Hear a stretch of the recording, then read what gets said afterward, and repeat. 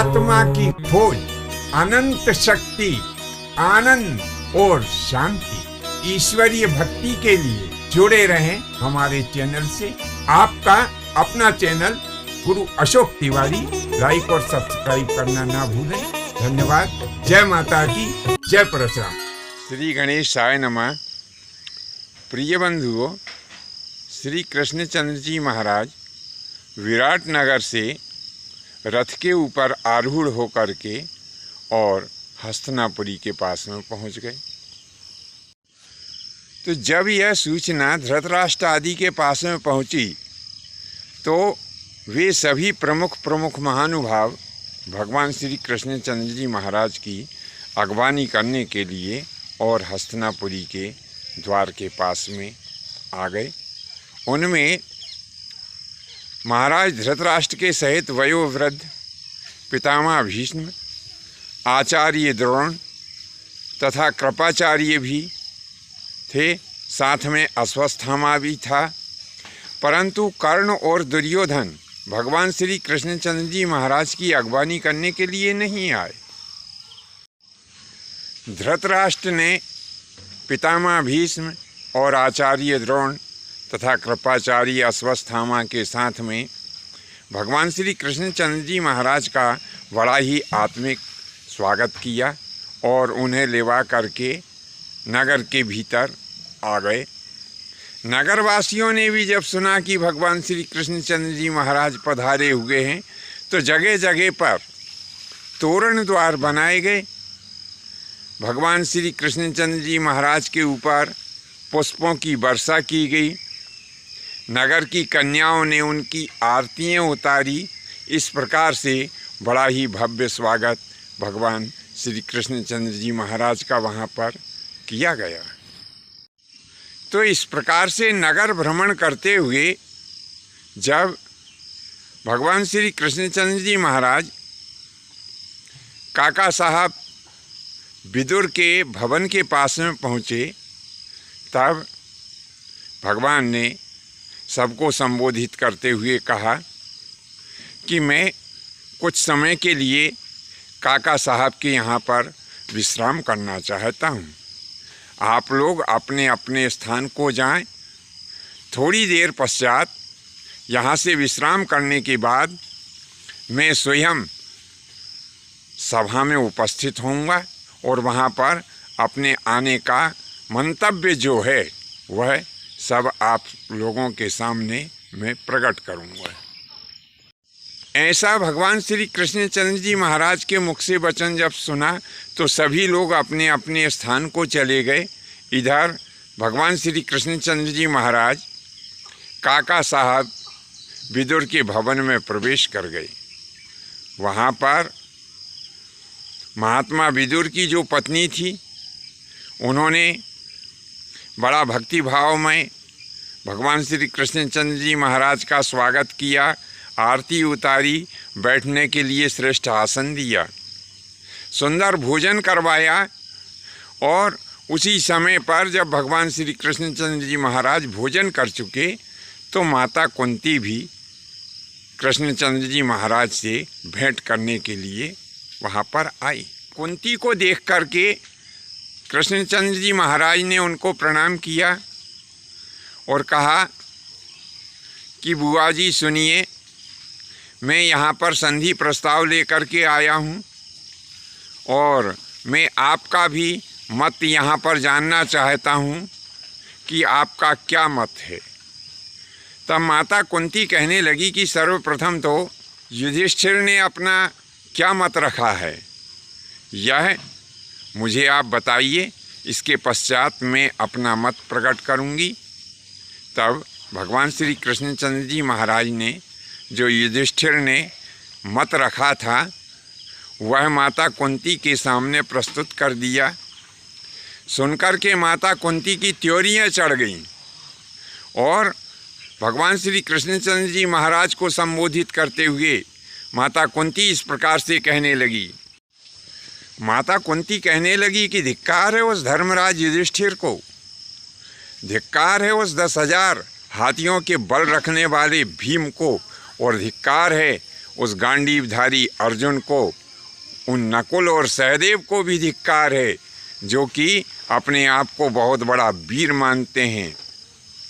इनको ये विचार करना चाहिए कि ऐसे बलशाली पुत्रों की माता होते हुए भी मैं दूसरों के टुकड़ों पे पल रही हूँ।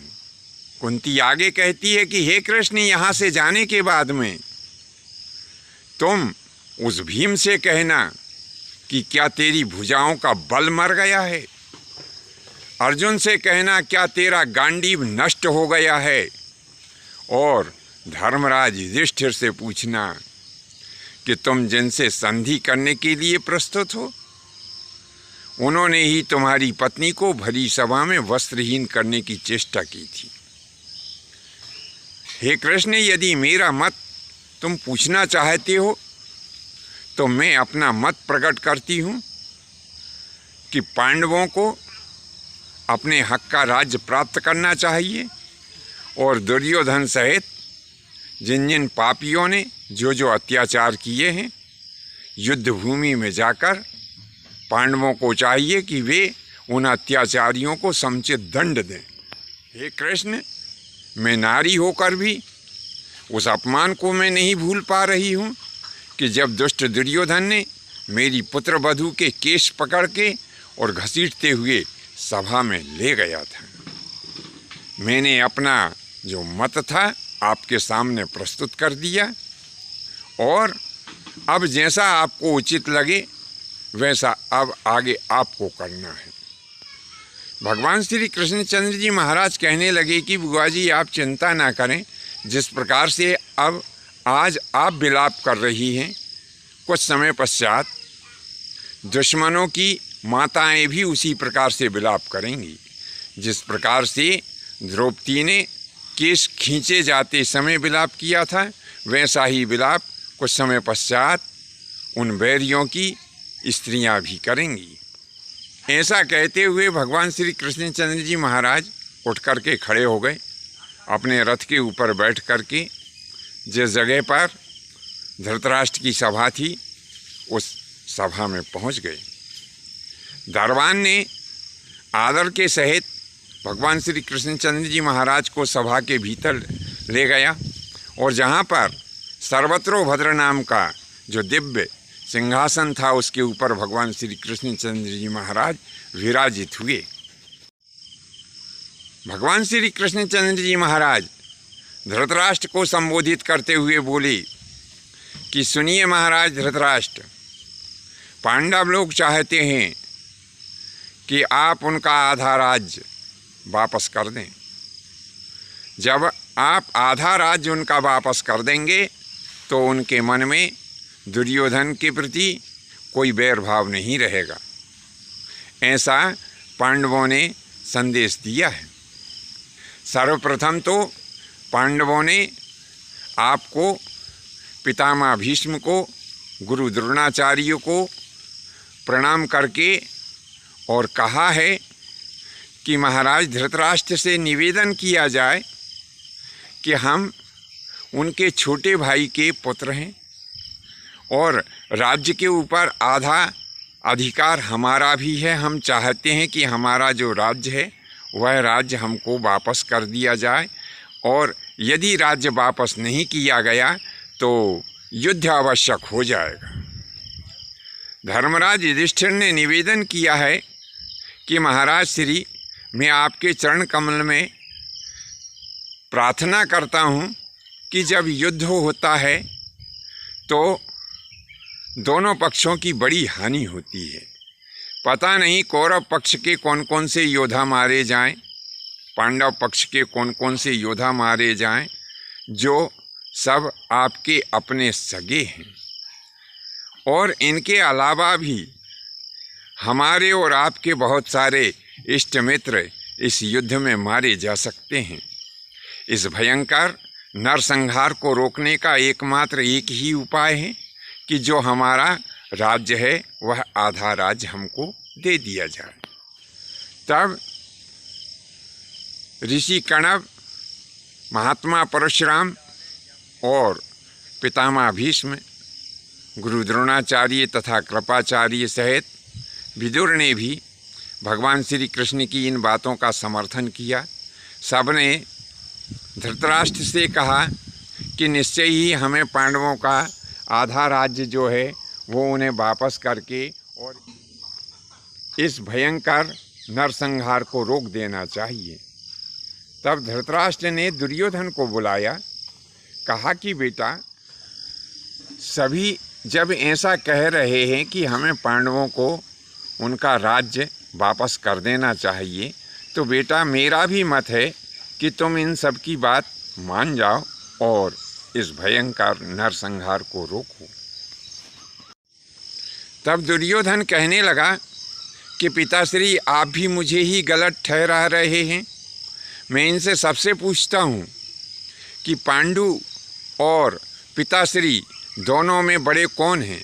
तो बड़े तो पिताश्री आप ही हैं, इसीलिए राज्य के ऊपर प्रथम अधिकार आपका है और मैं आपका बड़ा पुत्र हूँ, तो आपके बाद में मेरा अधिकार है।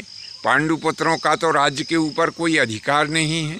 नेत्रहीन होने के कारण पांडु को राजा बना दिया गया था।